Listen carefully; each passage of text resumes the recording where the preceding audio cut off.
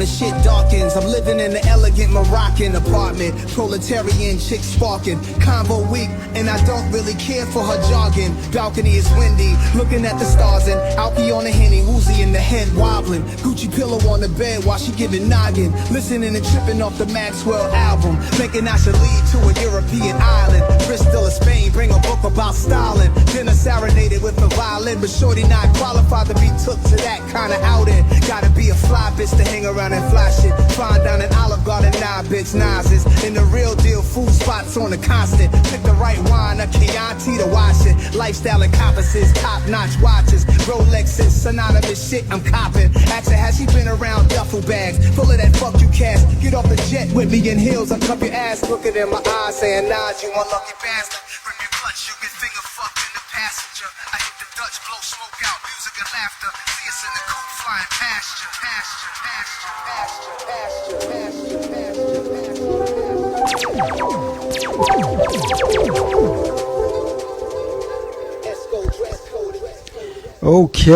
Okay. What's good, y'all? Just getting ting and ting ready. We haven't been on IG Live in a minute still. But it's all gravy. It's all gravy. Because if y'all heard that, that was my dog. That was Yara. She's playing with our cat, Charles. And as is often the case, they tend to get a little crazy. What's good, y'all? J Boogie in full effect mode. Bun down is the sound. You know how we do. Hell yeah. Yo, that's Charles in the background now. So they both being a little vocal. What's good, y'all? J Boogie, full effect mode. Bun down is the sound. You know how we do. This is, of course, The Lounge Presents. And today, we've got in the lounge space, Funky DL, a producer who is serious ting. If you're not familiar, if you don't already know. But I suspect that most of you are familiar. And most of you have bumped some Funky DL in the last little while. So, that's pretty much what we're doing. Before we get started, just a couple of ting and ting I want to bring up. First off, the Vibes from Yard Sessions, which is streaming right now on Mixcloud and on SoundCloud. Wow, Chloe C., her first mix for the Vibes from Yard Sessions, her first mix for Bundown. She got number 1 on the soul chart, number 6 on the R&B chart, number 8 on the throwback chart, and she charted in the top 20 and top 30 for the 90s and 80s charts on Global's on Mixcloud's global charts. So wow, could we just we're gonna have to give little shouts to Chloe C.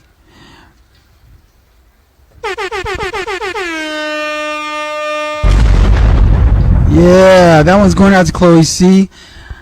She killed it, y'all. The metrics are there. Vibes from Yard Sessions, her mix, as well as the mixes of DJ Nana, LJ2, DJ Masterpiece, and DJ Finesse, all up and posted on Mixcloud and SoundCloud right now. Vibes from Yard Sessions is the ongoing mix series that we are doing, providing pure vibes, which is obviously why we call it Vibes. So that's that. Also, just want to give you a heads up. The Definition of Ill battle took place this past weekend.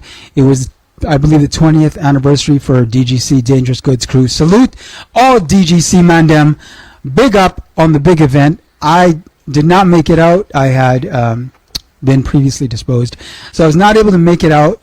But the footy is up on YouTube right now. Go to Wintour's YouTube channel. The Definition of Ill battle is up, posted right now. It was a one-on-one open styles, and then there was a one-on-one breaking battle. So definitely big up to the winners. I still don't know who the winners are. I haven't talked to anyone from the battle or anyone that was there as of yet. So I don't even know who the winners are. But the footy is up. It's posted on YouTube right now. Go check it out on Wintour's YouTube page. Definition of Ill. One-on-one breaking and all-styles battle. We also have the Honest Guy podcast coming out mega soon. The podcast itself is ready to go. We just got to do a little bit of editing for YouTube. It'll be posted. The video podcast will be posted on YouTube, and of course, the regular podcast will be streaming on your favorite podcast platform via the Lounge Presents podcast, like that. Also, before we get started with Funky DL, I know he's waiting. Good looking dog. Thanks for your patience. A couple of battles I just want to mention. The Gorilla One-on-One All-Stars Battle and the Misfits Unleashed Battle, both taking place August 20th. Sunday, August 20th, which is crazy. But you can participate and or attend both, because Grill'em is from 5 to 11 at night in the afternoon into the nighttime. Then the Misfits battle is from 12 to 2 p.m. So you can definitely attend both, or you can enter both. The Misfits Unleashed battle will be taking place as part of the Osborne Street Festival, and then the Grill'em 101 All Styles will be taking place at CCFM. So make sure you check that out. Last but not least, I have to mention the Flowdown episode 8 will be going down August 27th, likely at Live Dance Center. Big up to Gago Brothers. They've been doing the Flowdown. As you can see, it's episode 8. We're like 8 episodes in. Make sure you go and check that out if you plan to enter or spectate. Now, let's get into this gentleman right here. This man right here, Funky DL. All right, dog. I'm inviting you right now, dog. Okay. Drop this new joint, Jazzmatic 3, Pure Fire Dono. Dog, I just sent you the invite. You should see it right now.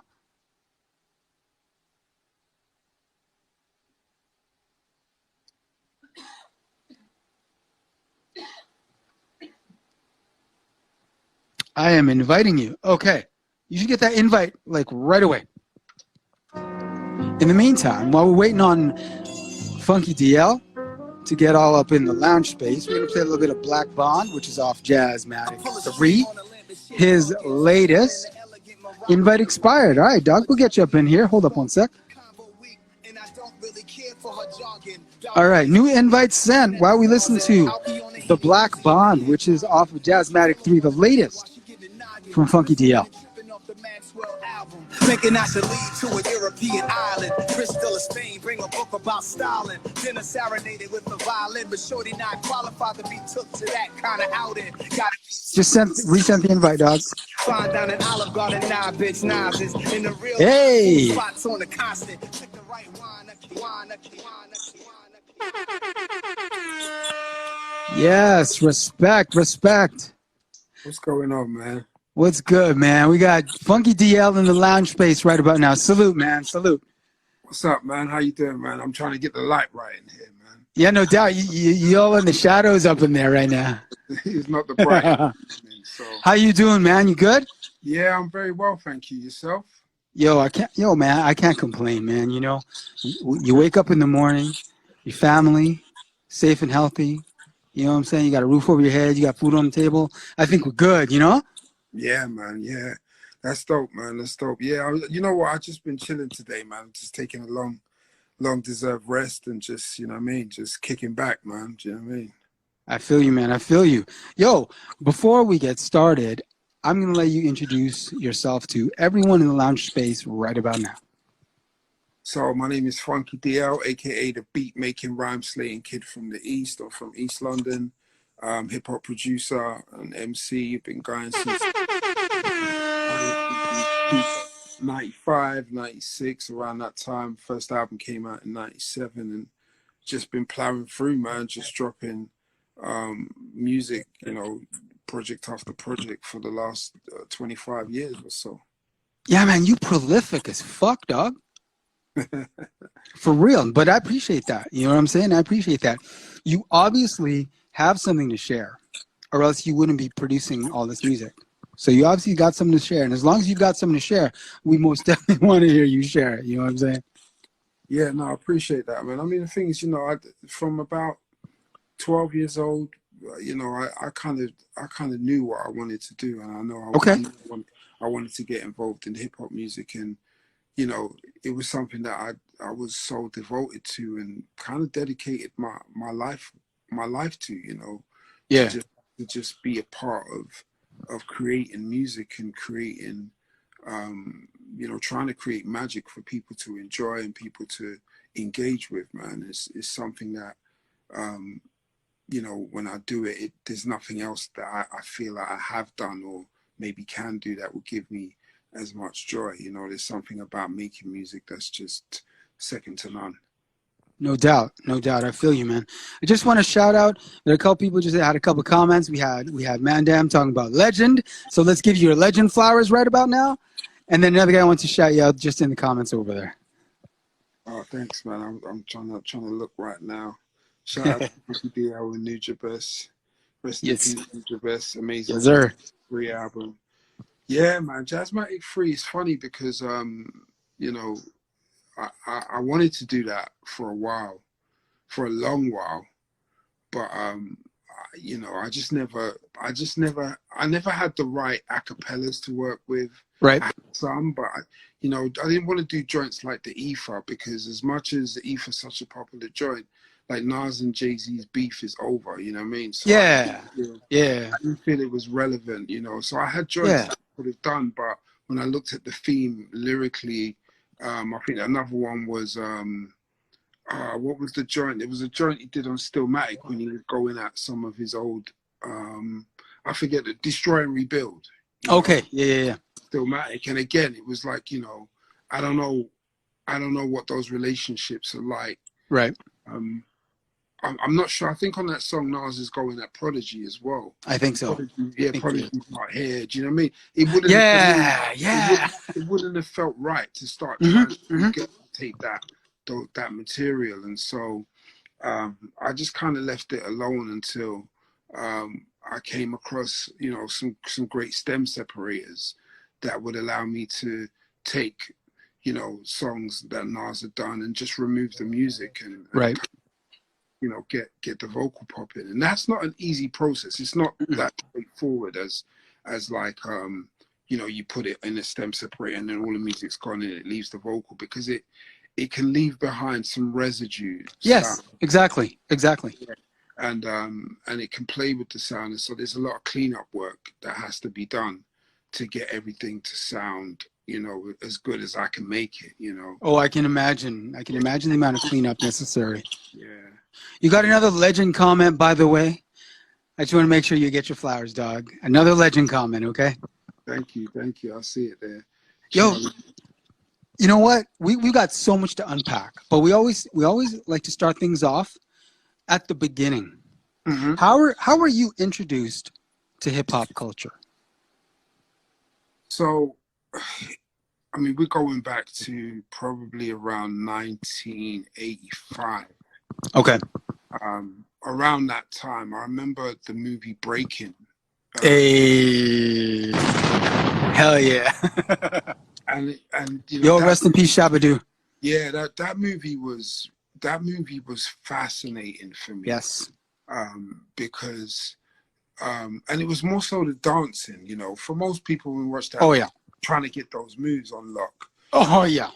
But I remember seeing Ice-T in that movie, and yeah, man, and he was rhyming, and so that was kind of like my first kind of eye-opening thing when it came to do with hip-hop. And the thing is, I was actually into, me and my older brother, we were into kind of like the dancehall reggae sound system sound, you know. So word, not a far cry anyway still, but yo, that's peace.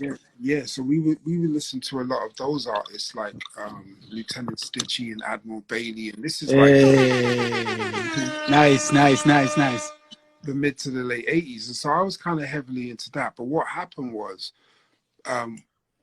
one of my uncles, my mom's younger brother, and my uncles are like 10, 11, 12 years older than us at the time, so we're like 10 and they're like in their early 20s.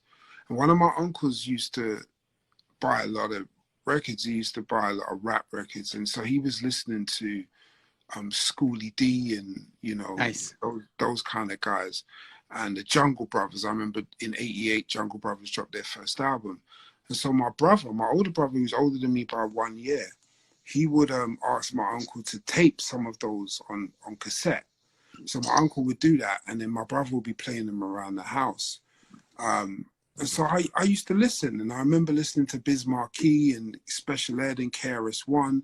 You know, Love's Gonna Get Ya was really a fascinating song. And it was the storytelling. It was like, you know, The Boogers by Biz Markie or the Mission by Special Ed. These were all storytelling.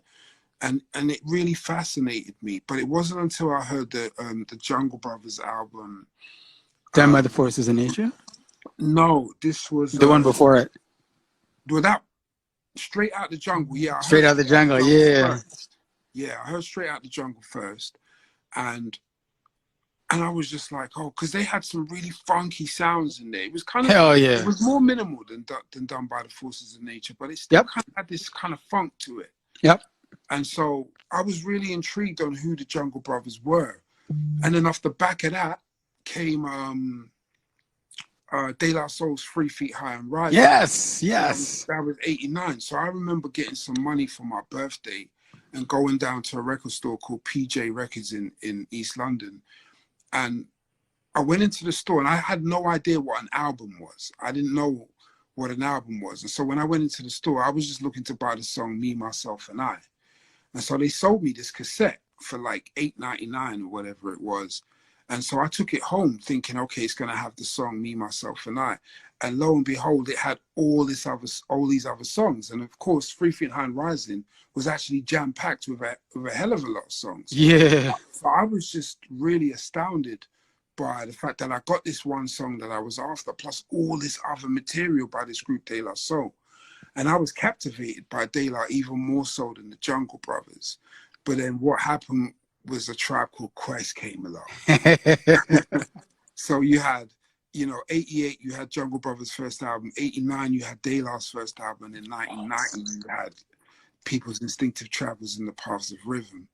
And I heard that, and then it was over. It was over. It was like, because I'm listening to the melodies, I'm listening to the way the beats are put together, Q-Tip's vocal, and it was just like, it was magic. It was audio magic, Straight up. And then of course, so Tribe kind of became my front runners. And then when I heard the Low End Theory out, it was just like, it blew my mind. And then by the time we got to Midnight Marauders in 93, and by that time, I'm like, how old am I in 93? I'm about approaching 16 years old. And I'm just, by that time, it's like, yo, this is what I want to do.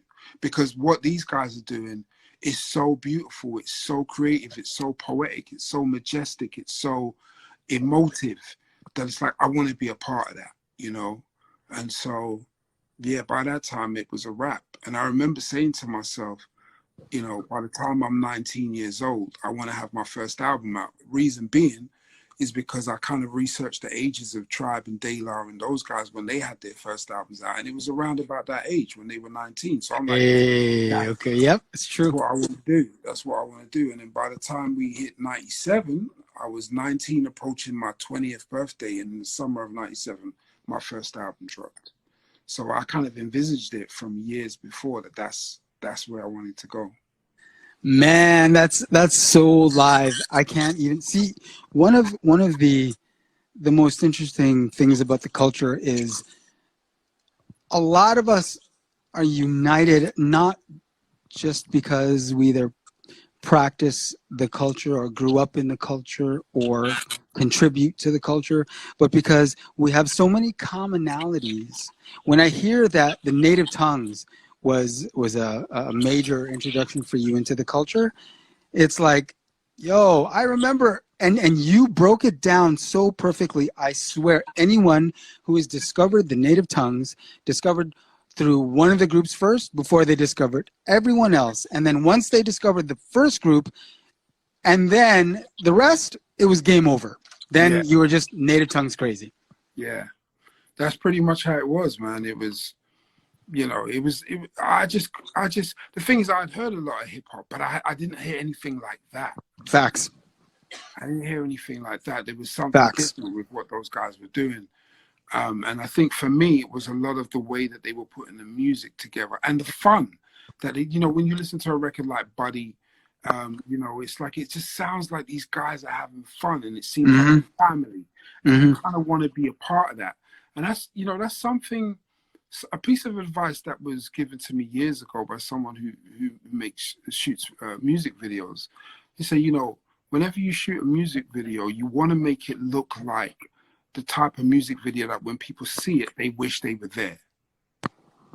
And so, because it's so much fun, it just looks like it's so much fun energy. But that's what the Native Tongues did with audio. They made this audio that when you listen to it, you wished you were a part of that, Hell yeah. Yeah, so... you speak mad truth, dog. You speak mad truth. So, It's interesting because I mean, we've all discovered the culture through various means. Much of it is identical. A lot of us discover the culture in exactly the same ways that you did.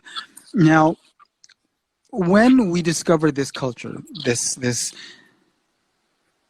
phenomenon, this cultural phenomenon that is hip hop, and fell in love with one or all of the elements that are hip hop is known for, not all of us immediately say, "Oh, yo, well, that's what I want to do."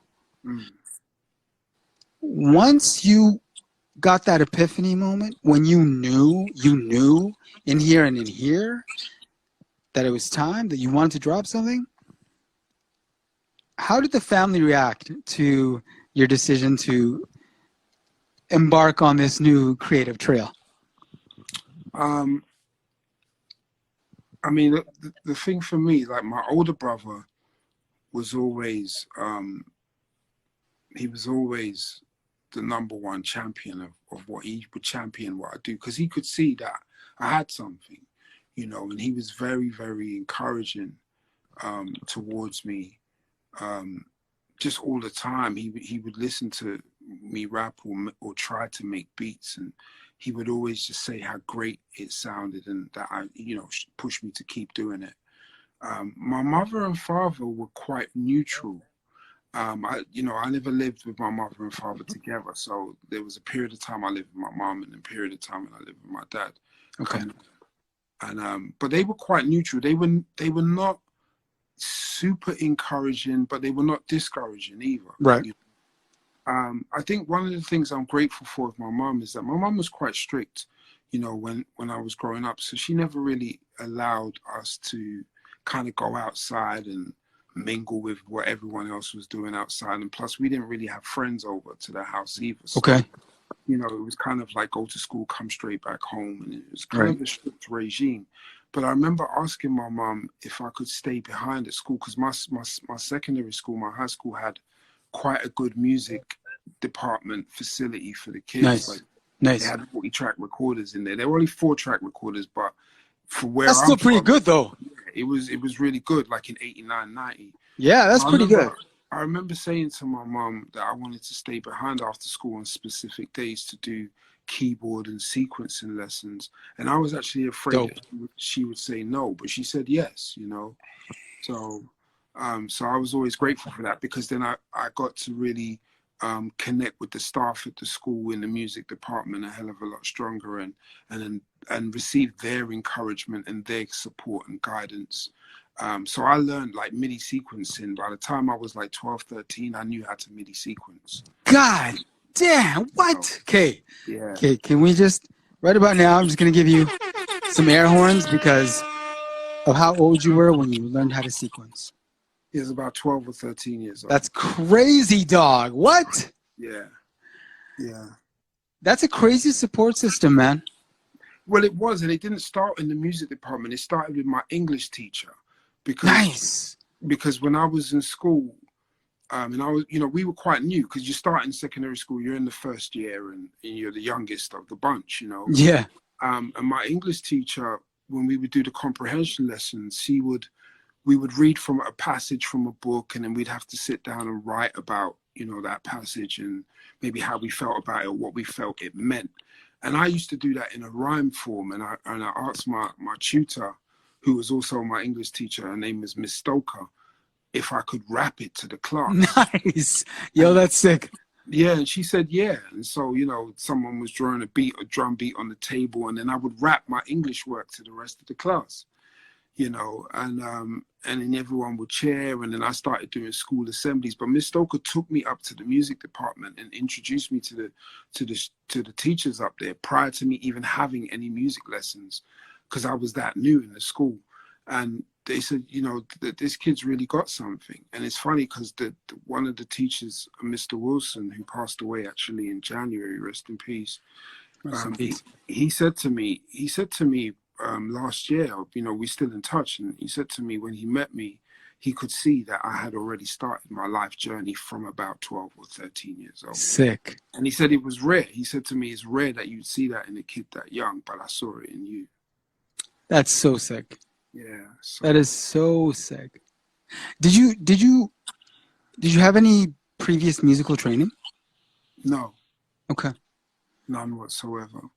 I mean, while I was in high school, I started to learn maybe to play the drum kit. I was never really good at it. I never really got the knack of the coordination of, the high kicks, and it was just something I could do it quite minimally, just really basic beats, but I was more in the sequencing and using the keyboards to create music. And the thing is with Chris Wilson, Mr. Wilson, we call him, he said to me once, he said, when you make music, think of music as every instrument speaking the same language, and they're having a conversation with each other. So you can't have things in the way and trying to jump the conversation. There's got to be a harmony and a flow of that conversation with all the instrumentation. And I always remembered that, so yeah, my high school was an asset. I see my parents as an asset, but I think my older brother was like, yeah, he was my biggest champion. That's an incredible support system. Yeah, it was dope. Did you have any, what type of music did you grow up around in the house? So my mum was into a lot of the American, R&B soul from the 70s. And so my mum would listen to like Teddy Pendergrass and Marvin Gaye. She would listen to Shirley Brown, Diana Ross, but then my mum would also listen to quite a lot of reggae. So she liked Gregory Isaacs and Dennis Brown, and Lovers Rock and all of that. Yes. So she was kind of into that. My dad also was into a lot of the kind of the Temptations, and my dad was into the Earth, Wind and Fire, and my dad also liked quite a lot of pop. So he would listen to like Fleetwood Mac and reggae. There was Bob Marley, but I was never too much. I mean, that was playing around the house, but I was never too heavily into it. Or I think I was too young to appreciate it. It just sounded like old people's music, to me. But it's funny because as I got into my latter teen years, I started to go back and revisit some of those records. I got my dad's vinyl, my mom's vinyl, and I played it. And it took on a whole new perspective when you're listening from the perspective of how maybe can I incorporate this and how dope this will sound when meshed with hip hop, So my appreciation for all of those artists came through my allegiance to wanting to be a hip hop artist. Nice. It's interesting. You are a producer, but you rap as well. Yeah. Before we get into that, did you ever explore any other element of hip hop, like graph or b-boying, breaking? Nah, so breaking, I mean, like I said, I'm 8, 9 years old. We see breaking, we go to school, in primary school, and we're in the playground and we're trying to do the caterpillar or the worm on the playground floor. And, bits of popping and locking, but not anything beyond the playground, and it wasn't anything that I felt particularly good at. I mean, my brother and I would sometimes go to like the local library and we might find a book on how to break dance. And, you just got these static images in this book. Because there was a time when you could find those books. Yeah, you could find a book and, you'd look at the image one and the person would be, affixed one way, and then image two, and it's like, okay, so this is how it connects. And, there's no videos, there's no YouTube, there's nothing like that. So you got whatever movies come on, and even things like breaking would come on the TV, but it's not like I had a VHS of it where I could watch it anytime. So you'd go to the library. It's funny how some of those movies, I think another movie for kind of the the generation that I come from that kind of emulates that feeling is the Karate Kid, because of course when we all saw the Karate Kid, it's like the next thing we all want to know how to do karate, And, you go to the library and get a couple karate books and so on and so forth. I mean, there wasn't, I grew up in an inner city. It was a single parent household. There wasn't much money. So there wasn't any, money to go off and do extracurricular, no karate lessons for us. There was no right. dance lessons. It was just. But we had hip hop though. We had hip hop. That's right. Exactly. Yeah. So yeah, that, I never really dabbled too deeply into anything. I think the rapping actually started earlier than the production. So I was about 9 years old, and I remember this because I was in my second year of what we call the juniors in primary school. And I had a teacher called Mr. Griffiths, and it was around Halloween, and we all had to kind of write a poem. So I wrote this poem that rhymed. It was really good. It was about this witch, but when I read it out to the class, he was so impressed by it that he allowed me. There was this goodie bag that if you did good, you could go in, dip in the goodie bag, and take out a toy. And Nice. I remember dipping in the goodie bag, and I pulled out a pair of boxing gloves. But yeah, he was really cool, and he really rewarded me. I think he bought me some chocolate, and so, because he just was so impressed by the fact that I had strung, as 9 years old, I had strung this poem about witches at Halloween together all on my own, and it rhymed and made complete sense. So I think he was kind of astounded by that, and for me, that was also a sign that actually me putting words together and rhyming was maybe something I could do, you know. No, that's for real, man. Like, I feel like anyone who would be in that position to see that type of talent at that age would react in that exact way, because it's, I mean, you know, when you look at kids, like, not that children, you know, aren't capable of realizing what they want to do, but it's not that many of them that do. You know what I'm saying? Yeah. They're just like, oh, yo, I want to skate, I want to ball, you know what I mean? Yada, yada, yada. But there aren't many 9-year-olds that kind of know what direction they want to go into and then actually follow through on it. You know what I'm saying? I didn't know at 9, but I knew that I had something. You had something, yeah. I think by the time I got to around 13 or 14, that's when I knew that this is what I want to do, you know. Right. And there was nothing or no one who could convince me otherwise. Mm-hmm. I just knew it through and through. Yep. I think that those albums by Tribe and De La were all the convincing that I needed, you know. Hell yes. Yeah. So. Hell yes. You know, and even what cemented that wasn't just Tribe and De La. I mean, I remember hearing Black Sheep's album, A Wolf in Sheep's Clothing, and again, Black Sheep, part of the Native Tongues, and just being astounded, like how are they doing this, you know? Yep. So, and then, you know, Pete Rock and CL Smooth, and then the list goes on, you know. The list goes on, exactly. I think the 90s, to be a teenager in the 90s was a great gift. Hell yes. I feel it was a great hell gift yes. for me, because that was a decade where I think there was just, I mean, they don't call it the golden age for no reason, you know, the golden era for no reason. Yep. And I think Straight up. that was just a time where there was so much innovation in hip hop music. Hip hop was a lot younger than what it is, and I think there was much more identity, like individualism and identity in hip hop. Oh yeah.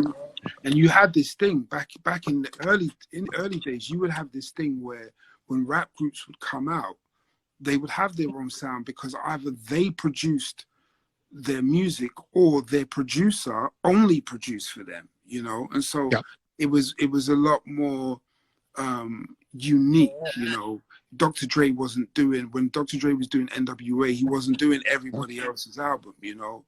Tribe were doing their stuff, Prince Paul was doing stuff with De La, and, you know, Black Sheep, you know, Mr. Long and Drez were doing their thing. And so, and everyone wasn't producing for everyone. I think it was years later where it slowly started to become the remix, the Pete Rock remix, and DJ Premier, after doing a lot of Gangstar stuff, started doing stuff with other people.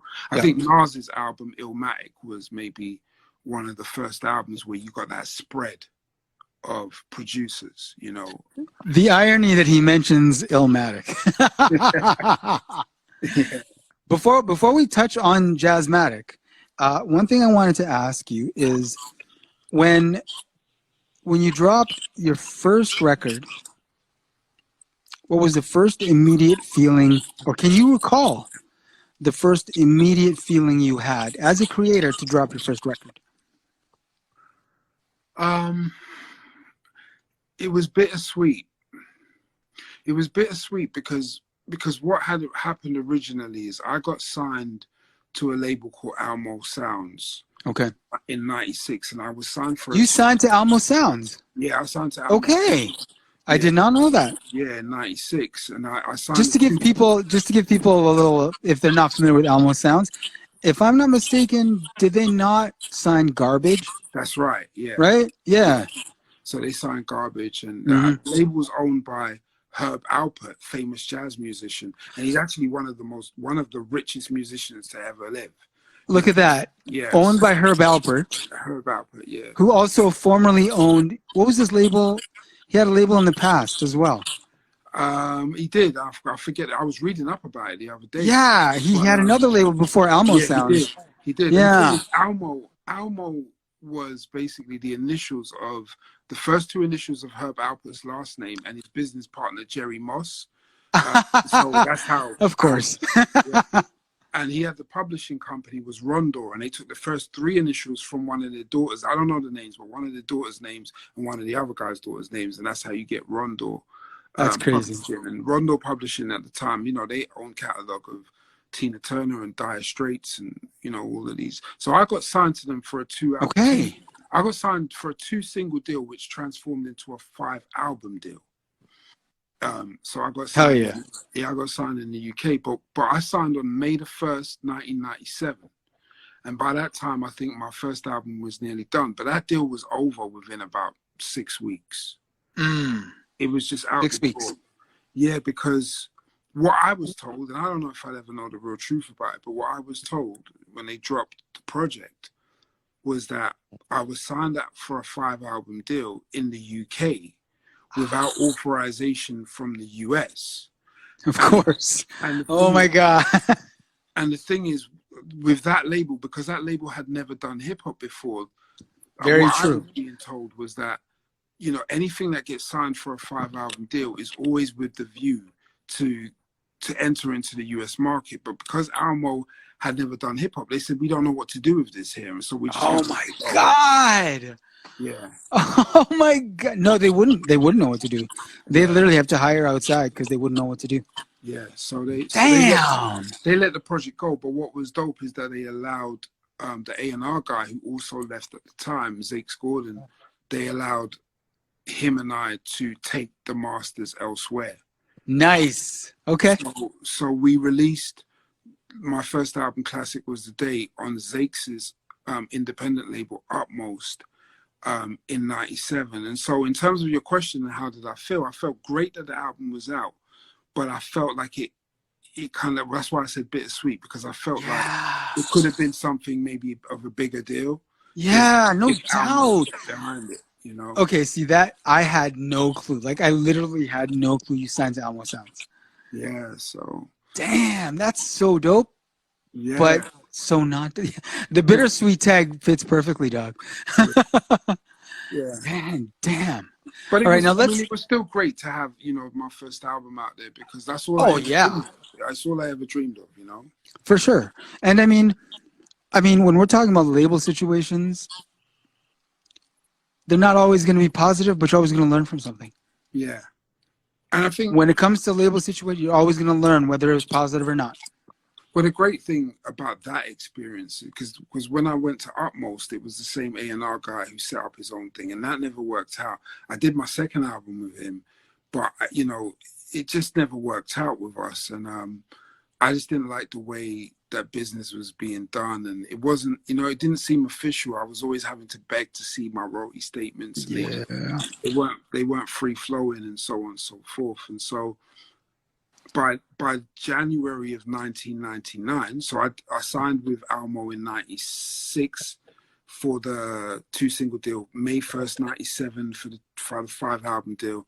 That ended within a few months, signed with Utmost in 97, carried through doing my second album in 98. By January 99, I just walked out of that deal because it got to a point where it's like I'm not even getting any correspondence from the label. Yeah, that's tough. I didn't have much money, but I think it was a blessing in disguise, because what happened was I released my first record on my own.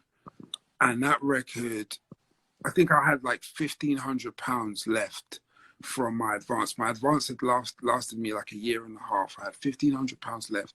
And I said, I'm going to press a record. And I pressed a record called Triangular Rotations. And sold it mainly into Japan.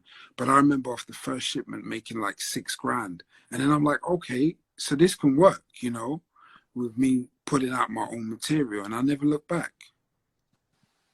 And what a great decision that was, straight up. Such a great decision, because now it's now 2022. You're now on your third Jazzmatic. Yeah.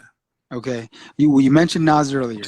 And the one thing that I wanted to start with when we talk about Jazzmatic was it at all intimidating to produce Jazzmatic 3? Not really. No. And I think because I had done 2 before. Right. And they were so well received as right. well. So you knew. Yeah, so I can't, and plus I think I felt like as a, you know, the second Jazzmatic came out in 2014 and we're now 8 years beyond. Right. And so I felt like my skill as a producer and as a you know, just as a musician is a bit more polished. When I listen to Jazzmatic 3, for me it feels a little bit more polished as a presentation than I agree. I agree. Yeah. I mean, 8-year difference from number 2, but you can hear it. You can hear it. Yeah, I think I just thought about it in a way that I needed maybe 8 years of separation to be able to think about it, you know. Very true. Very true. So yeah, like it wasn't intimidating though.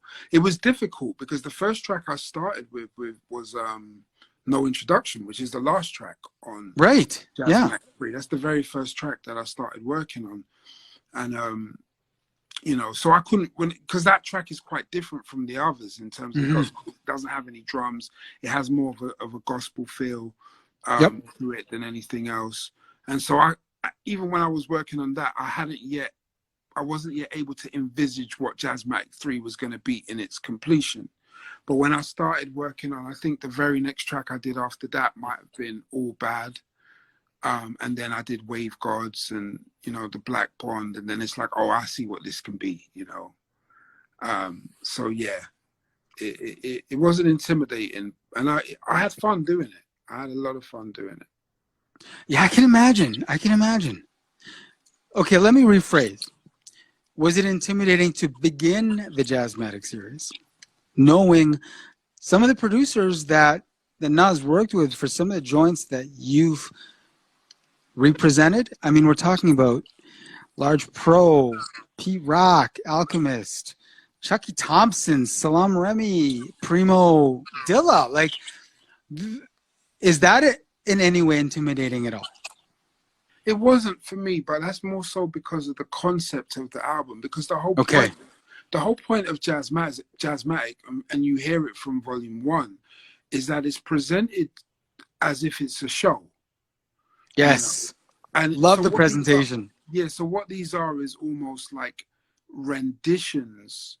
I don't look at them as just as remixes. I look at it almost as if, okay, so we're back in, as the bio goes for the first one, we're back in the 1940s, and Nas is in this kind of smoke-filled, you know, jazz club, and there's kind of like a jazz crew there, and I'm there, and we're saying, okay, Nas has got these songs that people know in a different state, but let's do them for this night in a completely different state. So, you know, all encompassing around the jazz feel. We're just going to move completely away.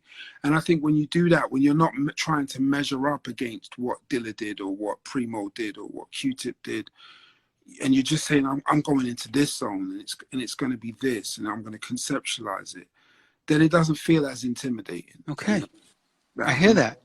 That's what it was for me. I hear that. Right about now, I just want to mention we got a couple of comments in the chat there. You got fucking goat status from Max Goldberg. Bro, I love your music from this guy over here. I just want to make sure, you know, you get your flowers from people that are, tuning in, because it's appropriate. It's appropriate. But I feel you on what you're saying. Now, my next question, you've got to be a Nas fan? Yeah, for sure. I think, you know, me and my boy, I have a very good friend of mine who's from London, but moved out to New York over 20 years ago. And we still talk like nearly every day. Okay. And we talk about we were having this conversation about which rap artist has had the greatest career run, and up until a point, and this is not about who's the best rapper or who makes the best songs, or You're talking about overall. Yeah, overall as a career. Who's had Got it. the greatest run? Got it. And my boy was like, he thinks it's LL, and I would have agreed with him. I mean, we had this conversation years ago. I would say that with him up until a point. Exactly. Up to. Thank you. But up now, I argue that for me it's Nas, and the reason why I argue that it's Nas is because I think that for me it's like, find a rapper, and not that there isn't, because I'll tell you another rapper who I think has done this, but find a rapper who's been around since 1990, 91, 92, around then, who is around now releasing new music, relevant, still relevant. Yep. Mm-hmm. People are still anticipating what they're going to drop. High key. How many rappers?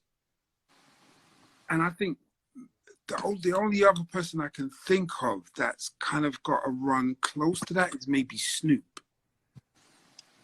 But for me, Nas, especially because of who he is as a lyricist, I think there's something magic, excuse the pun on his last album title, but there's something magic in the way he uses words and puts words together that has people waiting for what he's going to drop next. I might have to agree with you on Snoop, because if you talk about Hove, it's not consistent.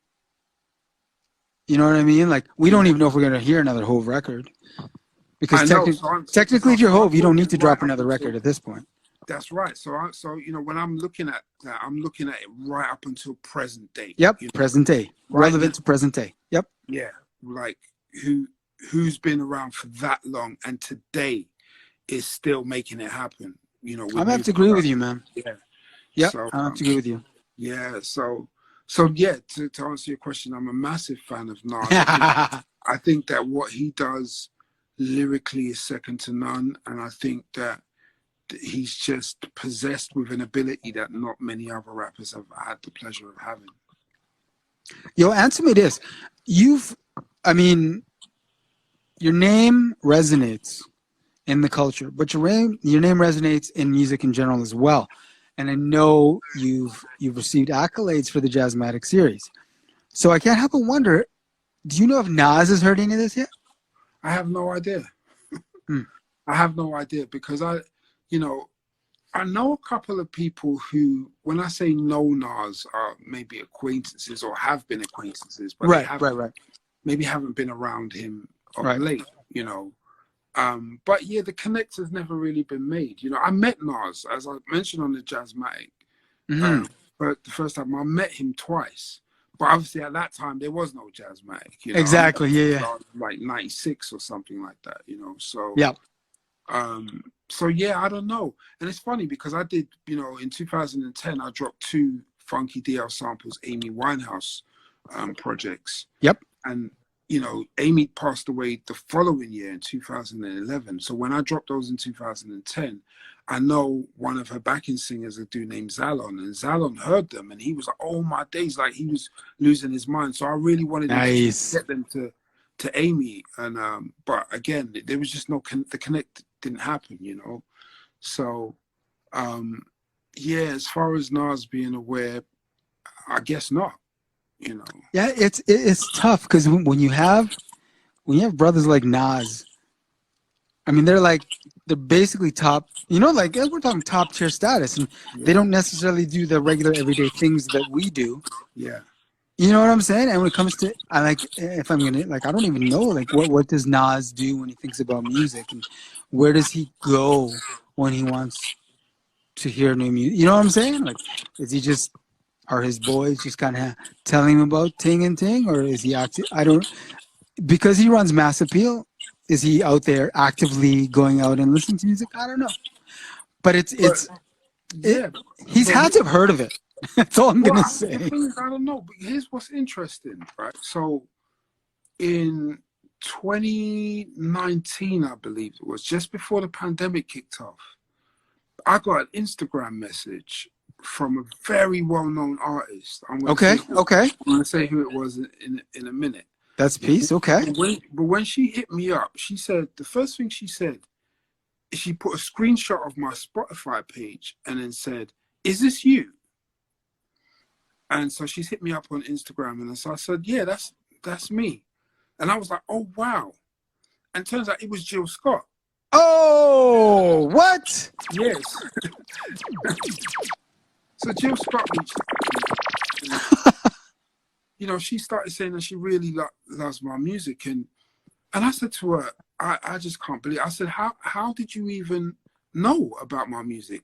Yeah. And she said to me, "Are you serious?" She goes, "I play your music all the time. Me and my family always bump into you." Okay. So well, to come back to what you're saying, maybe we shouldn't assume. Who knows? Yeah. Yeah, maybe we shouldn't assume. Who knows what they know and what they're aware of? I don't know. Okay, right about now, we're gonna give you some more flowers because Jilly from Philly hit you up because you're Spotify. Damn. Yeah, that's crazy. Jill Scott and I, we talked about actually potentially doing some stuff together. So we moved away from Instagram and we were trading messages on email. But in the pandemic hit, because she had a 25th anniversary of her first album, I believe. And she was touring, and so she had planned to come to London, and we said we were going to meet up. But the lockdowns happened and the pandemic, and it just never happened. And so everything just kind of fizzled out, Well, you know what? I'm gonna put it out there into the universe. Jilly from Philly and Funky DL, Jill Scott and Funky DL need to work together. Throwing it out into the universe immediately to make that happen. Okay? Yeah. Because if anyone can provide a proper soundscape for Jill Scott, it's definitely you, sir. Thank you very much, man. And I would be remiss to not take this moment to give you your propers. Because Jazzmatic 3 definitely follows the first. Jazzmatic 2 it's perfect. The concept, fucking dope. Thank you, man. Right about now, for people who are not familiar, just please briefly explain the concept. So the concept of Jazzmatic is actually in 2013 was when I did the first one. I was in university doing a law degree. I think I was in my second or final year, of doing the law degree. And the idea came to me about doing some Nas remixes, but I just didn't want to do, just any beats. I wanted to conceptualize it. So I thought about it. And then I said, okay, what about if it's really heavily jazz laden and the title just came straight away, Jazzmatic, Yes. Kind of has a ring to it. Yes. So I thought, okay. And then I wanted to do it, present it like it was a show. So, there's an audience and there's an announcer and maybe with the intro and so on and so forth, and maybe even some intermissions and people clapping and I wanted it to present it like it was a jazz band almost doing jazz renditions of Nas songs and just coming away from what they were in their original form and just saying, okay, this for tonight it's going to be this sound with this track, so that was the concept for the project. Fucking sick, dog. Fucking sick. Yo, we got a couple comments. It just the music, hip hop, jazz in the best. Want to share that one. And then we got this one comment over here. One of Hackney's finest. Yeah, that's. And then Jazzmatic 3, fantastic. Big up, Rapscallion. Long time no see, bro. Yeah, another one of Hackney's finest. Hey, that's the great. So yeah, big up, bro. Long time no see. I hope you're well. But yeah, no, I appreciate the flowers, man. I appreciate it, man. It's funny because I, as a musician, I've always tried to dedicate myself to, when I explained earlier about when I listened to those Tribe and De La records, and Jungle Brothers, whenever I made music, that's the feeling that I wanted. The feeling that I received from them is the feeling that I wanted to try to give to people. Hell yeah. when There I'm you go. music, you know. There you go. You figured it out, man. You figured it out. Yeah, so that's what I devote myself to more so than anything else. So Rap the Great says, bro, we got a link and do lunch soon. Yeah, for sure. For sure. I'm about, man. We should do it. I'm gonna hit you up after this. Raps the Great. I'll send you a direct message. We'll do it because I'm about. I'm still in the East, man. There you go. Man, we've got like 4 minutes left in the segment, but I feel like we have to mention Lo-Fi Blue Beats. Okay. Tell us about that project.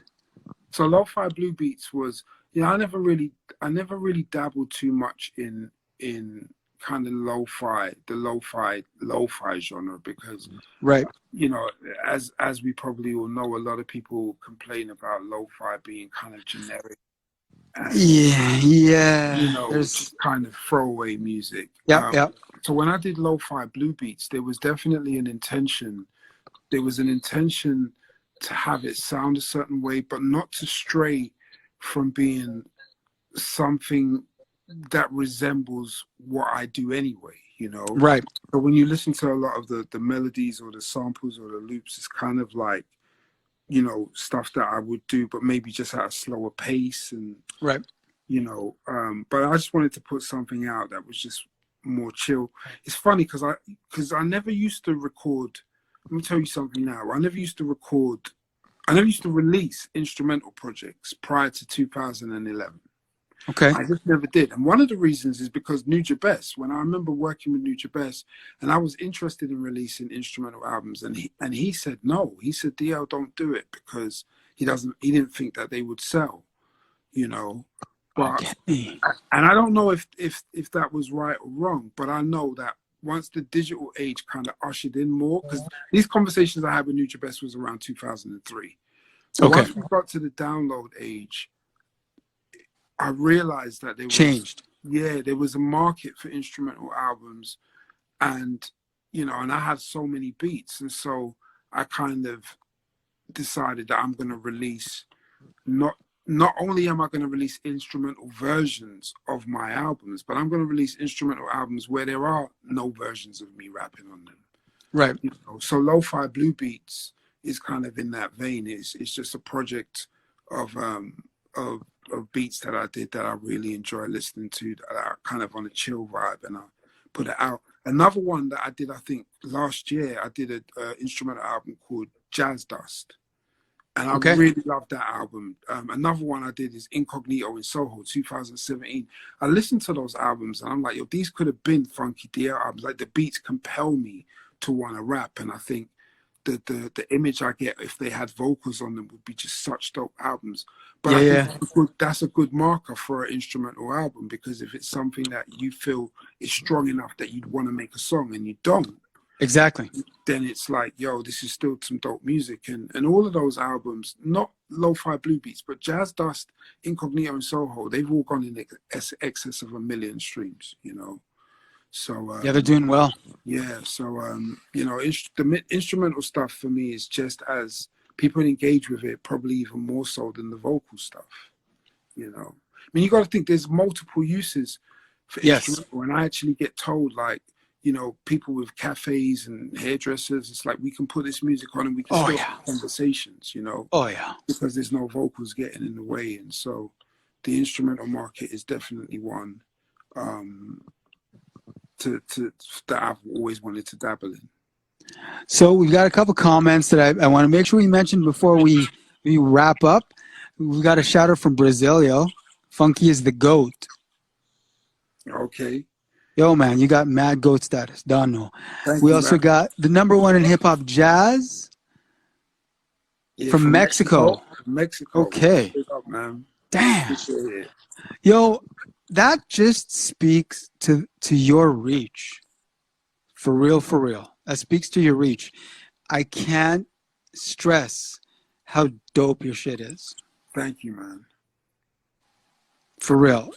And I mean, these comments alone, and the amount of streams you get, the amount of people that are familiar, that know of Funky DL. One reason why I wanted to get you in the lounge space was because of who you are and what you have been able to do as Funky DL. Yeah, thank you. I appreciate that, man. I mean, it's been a really, it's been a long journey. There's been a lot to learn, and a lot to do. And you know, for me,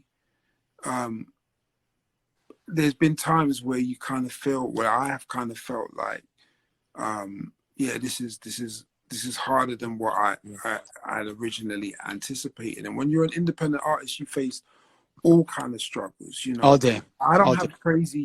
crazy social media numbers. You go on my Instagram, it's like 6,500 people. My Facebook's like 12,500. I mean, more people actually know of me than follow me on these platforms, you know. Yeah. And so I've never really been an artist that translated, you know, very, very well. I see artists who have social media accounts who have 10 times the amount of followers or 5 times the amount of followers as me. But then if you go on some of those artists' Spotify platforms, they have 10 times less the amount of listenership than me. Yeah, I was just about to say, you know, social media is a game, and Yeah, you know what I mean? Like, if you really want to succeed on social media, maybe you want to hire out a little bit, or maybe you just want to hunker down and learn the digital marketing. But social media is a game, and it doesn't, you know, the amount of followers never translates into who you are in the real world. So exactly. And the thing is, you know, I get quite a lot of messages, quite a lot of requests, and sometimes I think if my numbers were 10 times as much, would I be able to? Because I try and get back to people, and I try and speak to people, and you know, I don't. If someone comes at me correctly, because some people don't, you know, but if someone comes at me correctly, I will engage with them and I'll talk to them, you know. But I think if my numbers were like tenfold, that would be very difficult to do, you know. So no doubt. And your account got hacked recently too. yeah, my account. What the hell happened there? So just as I was about to drop, like, I just had posted the first content from the Jazzmatic free album, and within 20 minutes, and I got caught out. So this is for anyone who's listening. This is how I got caught out. I posted a reel of the Black Bond, and then within about 10 minutes, I received an email saying that from Instagram, or what appeared to be Instagram, saying that you've posted something that infringes on third-party copyright. So, and it was an email. Yeah, it was an email. So I'm thinking, this NAS thing has caused a problem. And when I looked at the email address, it was help@instagram.com. So it looked pretty much legitimate. And so they were asking, in order to resolve this issue, log into your account. And then boom. Email, and then blah, blah, Damn. blah. And the thing is, they managed to spoof that email address, because if you hit reply, it goes to help@instagram.com. And so they managed to spoof the email. I didn't remember. I kind of panicked, you know, because of what the message was saying. Yeah. So I kind of didn't remember that I should go and log in how I normally log in, you know? Right. So I logged in from the email. Oh, damn. And they got you. And then, they got me, because I had to do something where, you know, you put in your password, and then they got me. And then I got a WhatsApp message, because the dude had my number from inside my account. And so he sent me a WhatsApp message like, haha, I got your account, you know? And I was devastated in that moment, because I was just about to try and build the momentum for the launch of Jazzmatic. No doubt. And then he put up a picture of 2 cartoon penises as my profile picture. Yeah. You know, and then was asking me to send him 350 euros via Bitcoin to get my that. So, and then he kind of, I don't know if I think he deactivated my account. And the problem was, Instagram only have this procedure of you doing a video selfie to verify that it's your account. But that function wasn't working. Every time I would try and submit the video selfie, it would just say, error, please try again later. So, and I tried off multiple devices, and it just wouldn't work. So I was pretty much resigned to the fact that account's gone, you know. But here's what happened. The next day, I messaged the guy, and I said to him, I just left a message saying, for what you're doing, your life's probably always going to be miserable, and you're probably always going to have lack. I mean, he came to me on the first day. He was like, "Oh, I'm in Africa, and you're in England, and you should be able to pay. And if I was in your country, I wouldn't have to do this." And then he was like, "We're going to get our own back for all the things that the United Kingdom has done to Africa. This is us getting our own back." Shit. So yeah, so he was giving me all of that. I didn't want to go into it because it's such a long story. But anyway, Yeah. so on the next day, on Friday the 5th, I sent him this message just saying, "Yo, for what you're doing, you're never gonna amount to anything." And he messaged me back saying, "Do you want your account back?"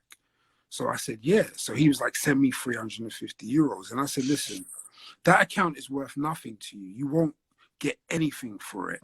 Because he was like, "I'm gonna sell it to gays and lesbians, and they're gonna put up." Yeah, he was saying. What are they gonna do with it? Yeah, so I goes to him, "You ain't gonna get nothing for that account." But I said, "I'll tell you what. If you give me back my account as a goodwill gesture, I'll send you some money." Now, I realized that this dude was desperate because he kept dropping the price like in 50 euro increments without even saying too much. So I said to him, "Listen, you have no reason to trust me, but I can't trust you. You've already proven that you're untrustworthy, so I can't send you any money. But if you want some money and straighten out your situation for today or for this week, it's no problem." I said, "You've jeopardized my project, and so therefore you're losing me money. So I'm not going to pay you. But if you help me to redeem my project and maybe make some money, I'll send you a goodwill gesture." So we went back and forth a little bit. Then eventually he agreed. And so he sent me the password from my account and I logged in. I changed the password, and then I tried to put on the two-factor authentication. Mm-hmm. He was doing something that would stop me from doing that. I'm not sure what he was doing. And then he said to me, "No, now you've got to pay me before I allow you to really secure this account." But I said, "Listen, no, we've come this far. You're nearly there. You've got to allow me to secure my account. I'm not going to pay you any money because you could just do this again." So he trusted me, and I secured my account. And then I told him, "Listen, for all the stress that you caused me, I even had like people thinking that I blocked them." And I said to him that, "You mess with my livelihood and you're not going to get a financial reward for doing that." And so basically I got back my account, put the two-factor authentication on. He was desperate and he was hoping that I was going to be of my word and give him some money, but I was never going to do that. Whew. Yeah. Unfortunately, he didn't delete any of my content, because I know people that this has happened to. They just delete everything, put it for 6 hours. But he didn't touch anything. You left it be. That's good. Yeah. So that's crazy, man. Yeah. It was not. Sometimes I still can't believe that I got my account back. It's it's wild when shit like that happens, because exactly the way you explained it, like, man, them was desperate, and desperation can make people do crazy things. Yeah, make bad decisions when you're desperate. It's just like, whoa. Well, I'm glad you got the account back. That's all that matters. Thank you, man. You got the account back. Jazzmatic 3 is out now, available. It's crazy dope. Where can people cop the project from? So they can cop it from funkydl.bandcamp.com. There you go. funkydl.bandcamp.com. When you get there, you will see it's the very first, the top release in all my releases. It's right there at the top, Jazzmatic 3. It's a free download. The instrumental version is like $7. So cop the instrumental. Yeah. So, but being that it's Nas and there's no really official clearance, I can't really sell it. Exactly. Yeah. I mean, but I mean, it just makes sense. Like, especially DJs, man. Like, you want instrumentals of everything anyway. Yeah. Exactly. Makes total sense. Yeah. So yeah, go there and check it out. And I've got Jazzmatic 3 on repeat every day right now. So I'm enjoying it. And I'm hoping everyone who has listened or will listen is enjoying it too, or will enjoy it. You're at Funky DL Hip Hop on all social media? No, so I'm Funky DL Hip Hop on Instagram and on Twitter. On Facebook, I'm Funky DL Official. And on YouTube, I don't even remember I think it's just Funky DL. Yeah. Okay. Yeah. So awesome. Yeah, so you know, but I mean, you could Google me if you want to find me on any platform. You just Google my name and that platform. Google machine works. Yeah, it's gonna come up. You know? Google machine works. Sometimes Well, yo, I'm man. surprised. People say they don't. How I don't know how. I didn't know how to get in contact with you. It's like I'm right there. Man, it's been a pleasure. I want to thank you for coming into the lounge space. I want to salute you for Jazzmatic 3 because the record is dope.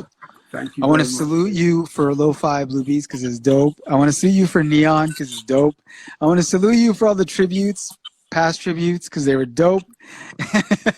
And I certainly want you to know that having spent some time in the lounge space today, it just now means open door policy.